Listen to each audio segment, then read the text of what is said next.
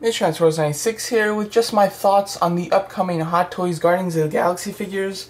Of course, today Hot Toys did release this backstage photo of the work in progress of not just one or two, but the entire Guardians of the Galaxy team. Really quite a shocker for a lot of people, I think. I don't think many people expected them to make the whole team, but it's so awesome to see them doing that, and I'm pretty excited and looking forward to these figures. They all really do look good.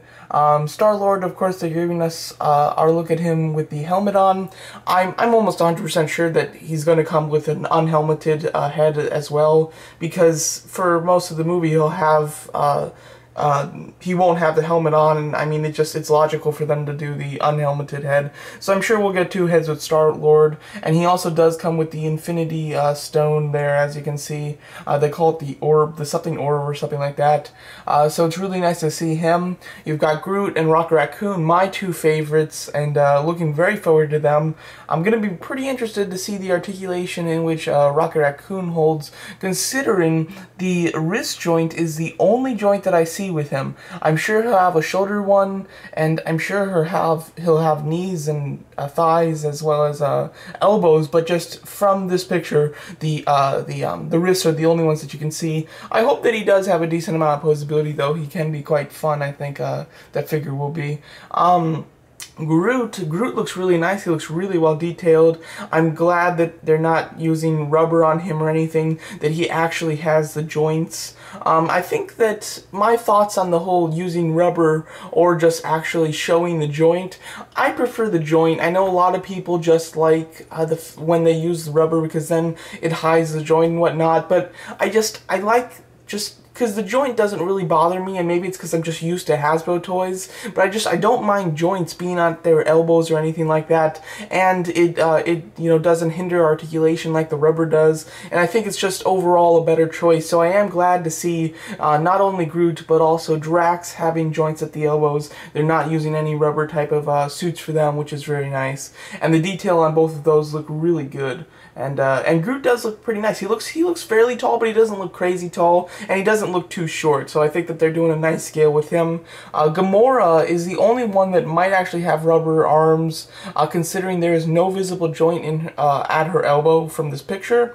Possibly it's just a work in progress, and they're going to put one in. She's just the least developed out of them at the moment.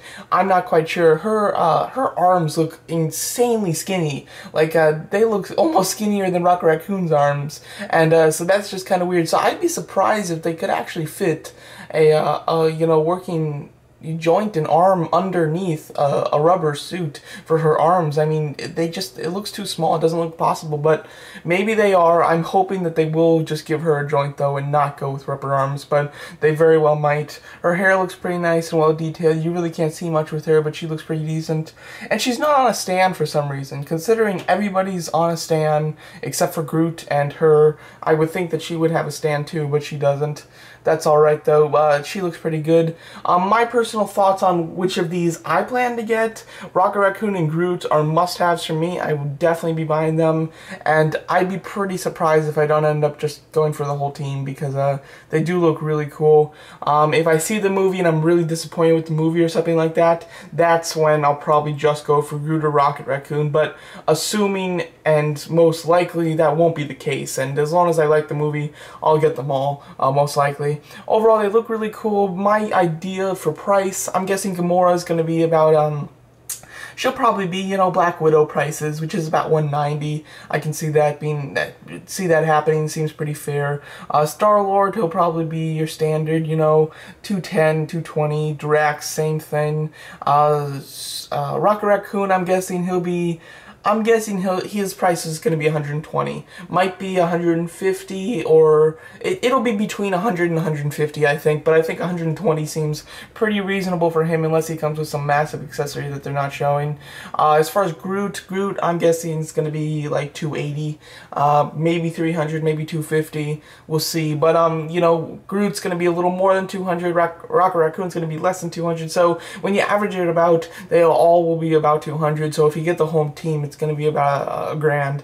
But hey, they look awesome. Hoping the movie isn't disappointing, and hoping that I'm really happy that they're doing the entire team. But you know, it would be awesome if they were were feeling generous enough to throw in some villains. Ronin would be awesome to get, and especially Thanos. You know, Hot Toys is gonna make Thanos because Thanos is just insanely popular, so, you know, if Thanos is gonna make an appearance in this movie, he won't be the main villain, but it would be awesome if they could give us a Thanos toy for Guardians of the Galaxy, or if not, they'll just wait for Avengers 3 when he will be the main villain to give us the figure.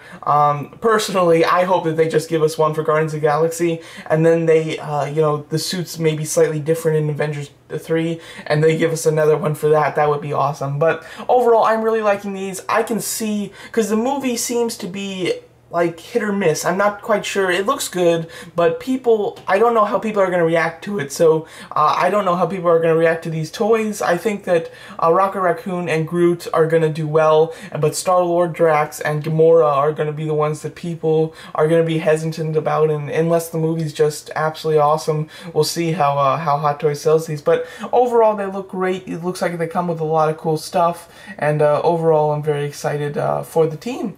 And before I go here, just wanted to also show this. This picture was just shown, and it's of the Star Wars Sideshow Collectibles Cad Bane in clone disguise.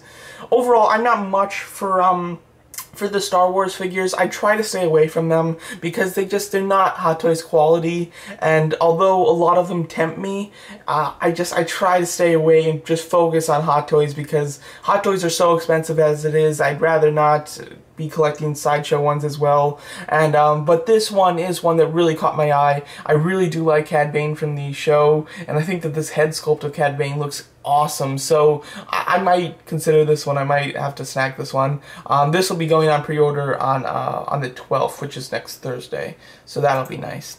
But as far as the Guardians of the Galaxy guys, I'd really love to hear your opinions on them. What do you think? They do look really cool, and I'm pretty impressed that they're doing the entire team, but I'm also very happy about it. So let me know which ones you're thinking about, or which ones, or if you're just like, I totally don't want any of them. I'd love to hear. So there you go. So that's just my thoughts on the upcoming Hot Toys, and just small thought on the upcoming Sideshow figure.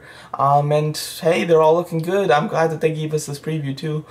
Gives us something to look forward to. So there you go. Thank you so much for watching.